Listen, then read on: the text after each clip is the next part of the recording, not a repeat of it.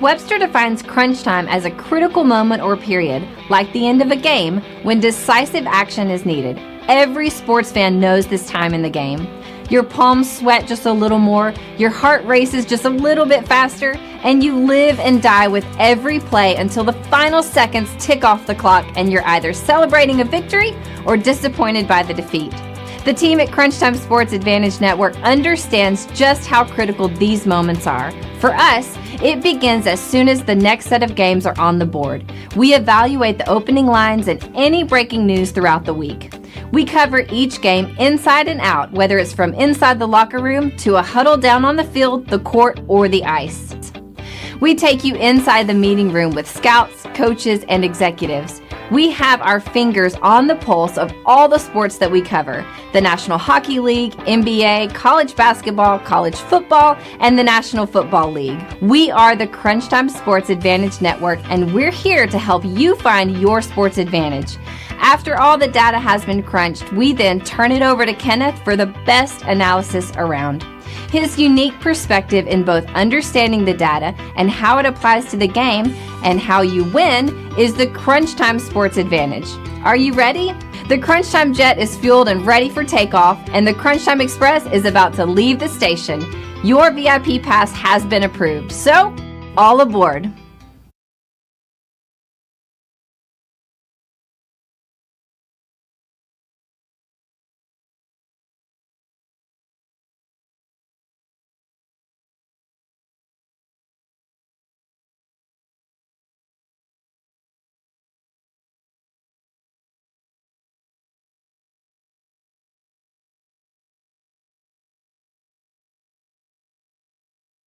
Welcome to the 2024 College Football Team Autopsy Report.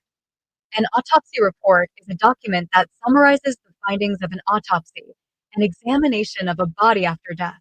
It includes details of the examination, tests, and observations performed, as well as the cause and manner of death. Just like a real autopsy report, the Crunch Time Sports Advantage Network College Football Autopsy Report examines a team's body of work after the season has concluded. This report includes a review of the team's season wins total and whether they met expectations, key offensive, defensive, and special teams metrics that shaped the season, a deep dive into coaching decisions, including situational play and fourth down aggressiveness, a final season grade evaluating execution, performance in key moments, and consistency, the final verdict analyzing what went right, what went wrong, and what must be fixed for 2025. With the 2024 season in the rearview mirror, it's time to examine the patient. To present the findings, we have called in our chief medical examiner and senior analyst, Kenneth. Coming up in this episode, we will be examining the Kansas State Wildcats. Kansas State finished with an 8-4 record and 5-4 in the Big 12. Head coach Chris Kleiman in his fifth season with the Wildcats, and he has led them to a record of 48-28. And thanks, Tina, as always, for getting us ready for the breakdown. Let's get into the autopsy report. Let's start right there with the betting market. Our friends in the desert had the Kansas State win total preseason going back to June with 9.5. You know, this team fell short of that aspirations by 1.5 games. Let's take a look at how we saw this team in season, I should say. Our composite win total, we basically have 3 criteria that make up this number. We actually had Kansas State at 7.8. So basically right there on their season win total. So we felt like once we got in season and we started getting some really good data, we felt like we really knew this team week in and week out, and our composite number really kind of indicates that as well. All right, now let's talk about strength of schedule and strength of record. We'll do this on all of the podcasts, so if this is your first time joining us, welcome aboard. If you've been with us throughout the entire series, you know how we like to break these numbers down. So your strength of schedule, how are your opponents power ranked in our metrics? That's something you can't control.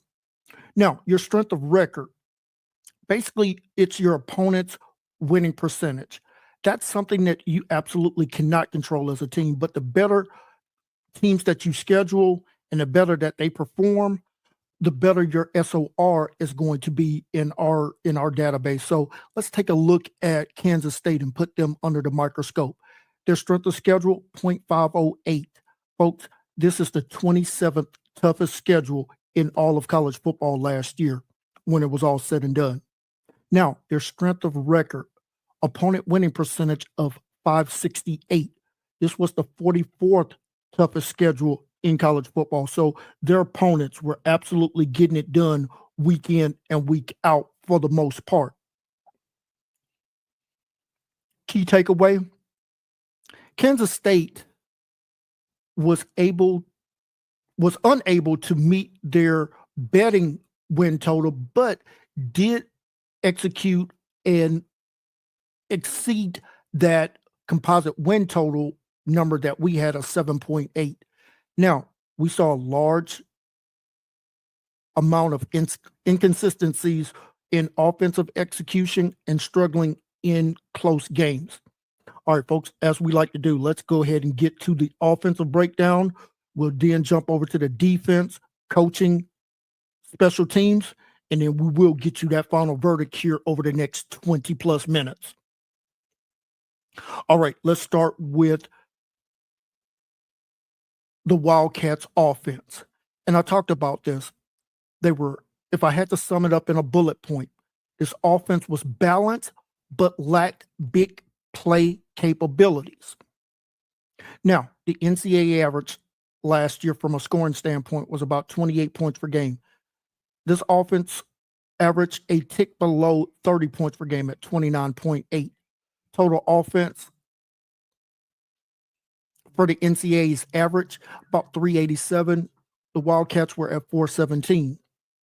Now, yards per play, 5.8 is the NCAA average. We had them at 7.0. Now, what were some strengths and weaknesses of the Wildcats last year? Well, we know this team could absolutely run the rock last year. And when I get into the numbers, folks, you're going to see exactly what I mean by that. This team did a really good job of protecting the quarterback, only gave up 11 sacks last year. And we did see that they were effective in play action passing.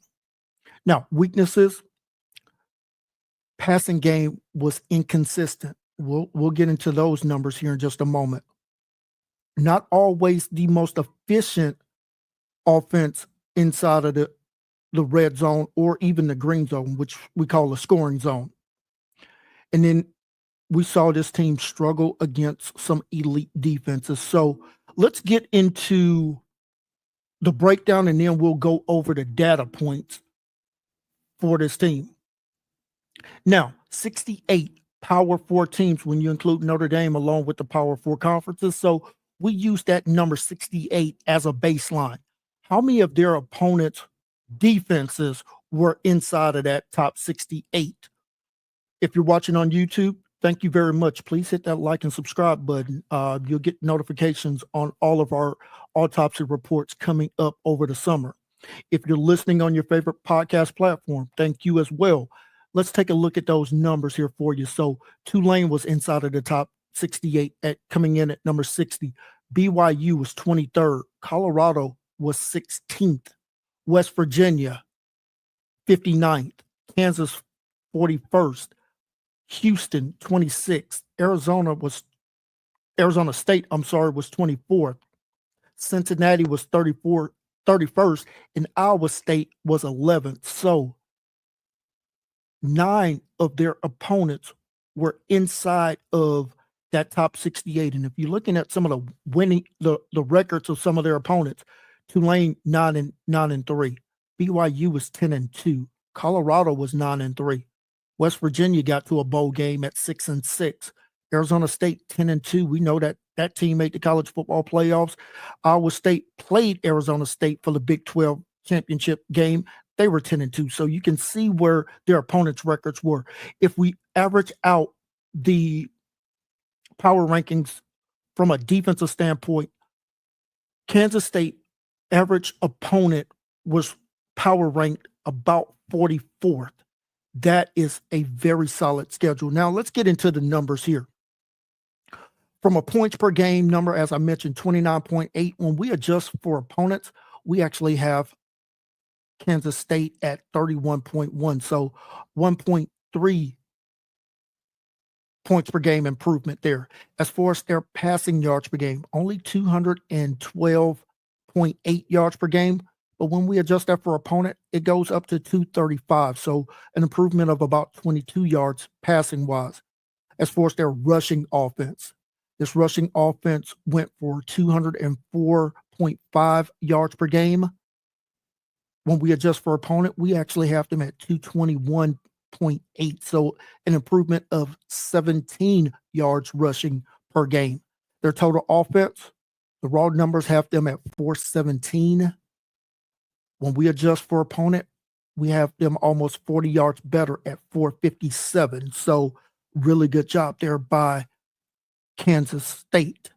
As far as their offense, drives ending with a touchdown. Now, the NCAA average, we had it at about, let's call it 40%. Their scoring drives ending with either a field goal or a touchdown was 48.7. Now, drives ending with a touchdown. This is where your big plays come from. NCAA average of 28.7. The Wildcats were at 33.8.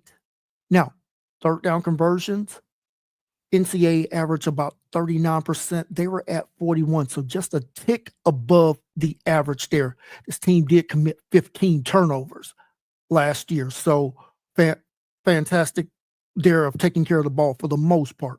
I did talk about some inconsistencies. We'll get to that here in just a moment. Now, our 3 E's. How was your offense from our 3 E's? Were you effective? Were you explosive? And were you efficient? When we break those numbers down, here's what we show. As far as an effectiveness standpoint, Kansas State was ranked 34th. As far as being explosive, this offense was 26. The same can be said for them being efficient, also 26. Overall, Kansas State comes in as our 27th rated offense in college football last year. Now, let's talk about the defense here. How good were the offenses that Kansas State defense went up against? Again, we're going to use that number 68 once again. Tulane, their offense was ranked 33rd. BYU was ranked 41st. Oklahoma State was 57. Colorado was 14th. West Virginia had the 36th power ranked offense. Kansas was 23rd. Arizona State was 28th. Cincinnati was 42nd.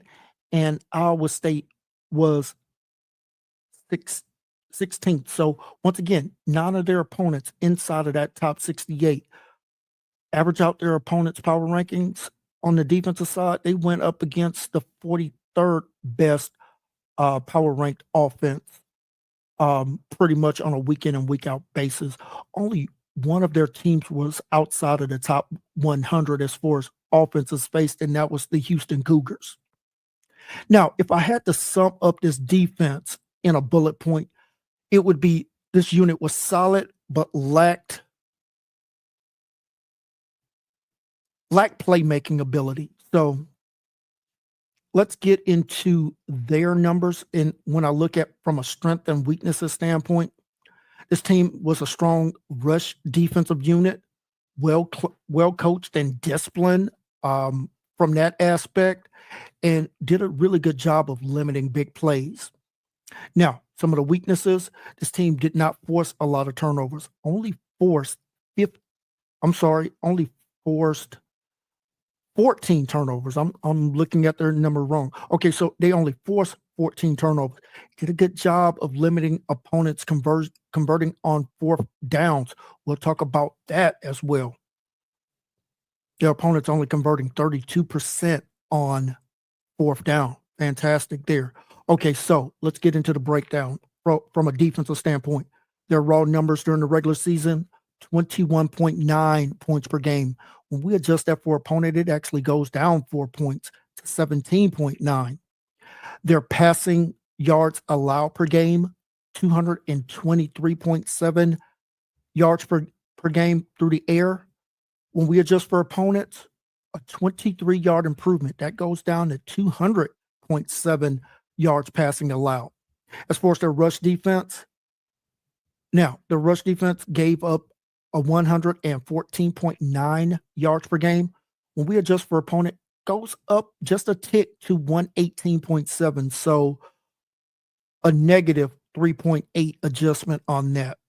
As far as their total offense allowed, 338.6 yards per game of total offense. When we adjust for opponent, that goes down to 319. So almost a 20-yard per game improvement on the total offense. Their defense allowed their opponents to score on 27.6% of their drives. Forced drives ending in touchdowns. Basically 20% of their opponents' drives ended with a touchdown, and their opponents converted on third downs about 31.7% of the time. This team did a really good job of getting after the opponent's quarterback, did generate 27 sacks there, which was slightly above where the average sits. All right, let's talk about the coaching and special teams play. In one-score games last year, this team was 3-2 against quality opponents. At 7 of those games last year, they were 4-3 in those games against quality opponents. I mentioned the turnover differential, a solid turnover differential, not fantastic, but solid. They were a +1. No, I'm sorry. They were a -1 there as far as the turnover differential. So that's something that they're going to need to improve in that aspect. I mentioned well coached. This team was only averaging about 6 penalties per game. And about 49, looks like about 40, let's call it 50 yards in penalties per game. So really good job there from staying disciplined. As far as this coach being aggressive on fourth downs, 144 Division I coaches last year that qualify. Coach Kleiman was the 28th most aggressive. Now, their fourth down conversion rate, they went for it on fourth downs 24 times, converted 13 of them, so only a 54% conversion rate there on fourth down. So key takeaway, Kansas State was smart with their fourth downs, ranking in the upper tier in conversion rates. Their special teams, once again, solid, just not elite. Converted 14 out of 18 field goal attempts. Their punting, it was okay, 42 yards per punt on average.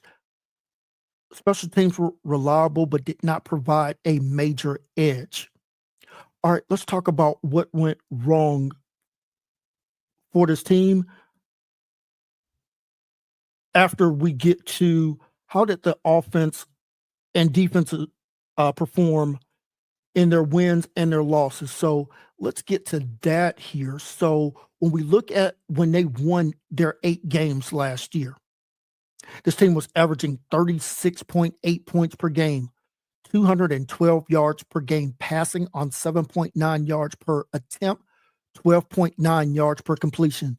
When they were winning the ball, they were running the rock much more effectively, and they were getting big plays out of the run game. About 36 rushing attempts, about 230 yards rushing per game, 6.4 yards per rushing attempt.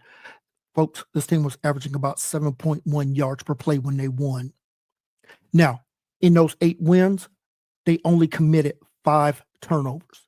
Now, in their 4 losses, this offense struggled big time. Only 15.8 points per game, 214 yards passing per game, 6.2 yards per attempt, 11.4 yards per completion. Now, they were still rushing the ball as far as an attempts go at about 33 rushing attempts per game, but only 154 yards per game on the ground. That yards per rushing attempt goes down to 4.6, 5.4 yards per play. So you can see a drop off there. But here's the big differential here. In those 4 losses, they committed 10 turnovers. So the difference between when they won and when they lost, this team was scoring exactly 3 more touchdowns per game. Their passing yards, not a big differential. Now, we did see a 1.8 yards per attempt difference, 1.5 yards per completion. But the biggest outlier is these next 2 stats that I'm going to give you. 76 yards more when they won compared to when they lost. In this team, when they lost, they committed 10 turnovers. So that is a big differential there. Now, as far as the defense goes, in their 8 wins, this defense was allowing 17.8 points per game. Their opponents were attempting about 35 passes per game, 250, let's call it 252 yards per game, 7.2 yards per attempt, 11.9 yards per completion. Their opponents ran the ball about 31 times per game for 107 yards. In this defense, when they won, they forced 12 turnovers. Now, when they lost, this defense was giving up about 29 points per game. Their opponents throwing the ball a little bit less as far as the attempts go. Yardage goes down to, the pass attempts per game goes down to about 26 attempts per game, 168 yards, 6.5 yards per attempt, 11 yards per completion. Their opponents ran the ball about 37 times for about 131 yards per game. So still 3.5 yards per attempt. Nothing significant there, but here's the outlier. In those 4 losses, they only forced 2 turnovers. So the differences when they lost versus when they won, their defense was giving up about 11 more points per game, giving up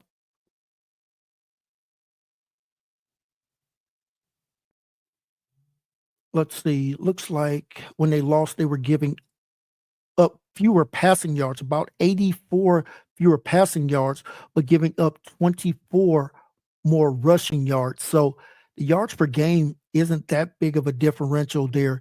What is the biggest differential is the forced turnovers. In their 4 losses, their offense committed 10 turnovers. Their defense only forced 2. So you're talking about a negative 8 turnover differential there. So what went wrong for K-State in 2024? Inconsistent passing game against top defenses. Lacked explosive plays through the air. Talked about that. And defense had some struggles in some key red zone moments. So as we get ready to get to the final verdict, I want to quickly talk about their quarterback, Avery Johnson. In 13 games last year, this first-time starting quarterback completed 217 passes on 372 attempts, completion percentage of 58%, 2,712 yards, 25 touchdowns, but 10 INTs. His yards per attempt, 7.3. That's got to go up. Got to get more over to that 8.5, closer to 9 range. Now, Avery is a dual threat quarterback. So his rushing stats go like this: 113 rushing attempts, 605 yards rushing. Did add 7 rushing touchdowns, on 5.4 yards per rushing attempt. So he gives you something in the ground game. Now, they're going to be missing talented running back DJ Giddens as he heads off to the NFL. In 12 games last year, 205 carries, 1,343 yards, 7 rushing touchdowns. they're going to have to replace his 112 yards per game rushing. Going to be very significant, replacing that production. So let's get to the final grade for the Kansas State Wildcats.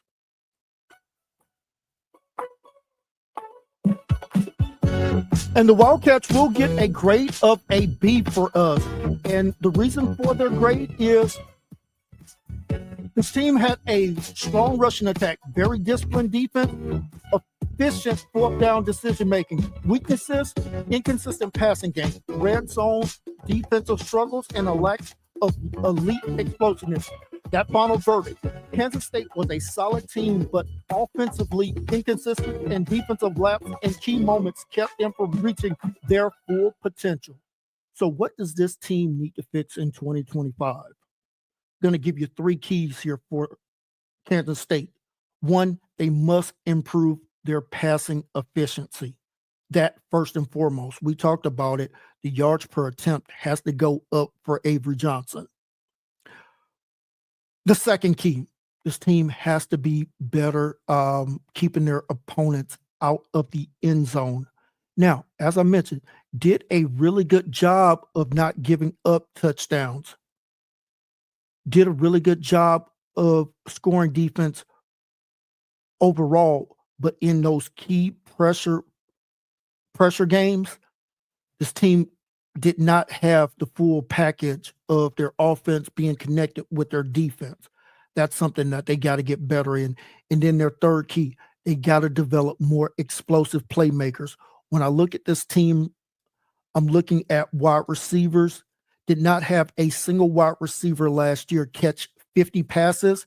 Did not have a single wide receiver go over 850 yards receiving. They're going to have to get more explosive out of the passing game. And that's when you have a dual threat quarterback, the play action passing needs to be there, and he's got to hit on those deep shots. If Kansas State can improve in these 3 areas, they can push for a Big 12 championship game appearance and a shot at making the college football playoffs in 2025.